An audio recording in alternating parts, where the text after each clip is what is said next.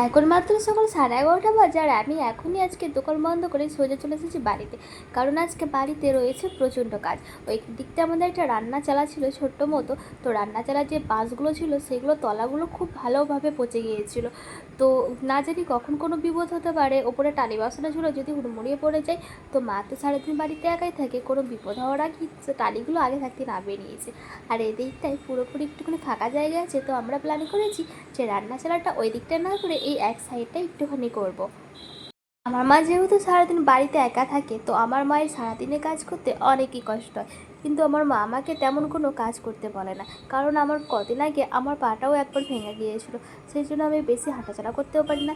আর এখানে মা দেখলাম 2 বস্তা চালও ঝেড়ে দিচ্ছিল। তো এখনও দেখো আমার সকালের বিছানা কাটাও এখনও ভালোভাবে আমি পরিষ্কার করিনি, কারণ আজকে সকালে ঘুম থেকে উঠি আমি সোজা চলে গেছি দোকানে। দাঁড়াও, চটপট করে এখনই আমি এগুলো এক ঝটকায় পরিষ্কার করে নিয়েছি।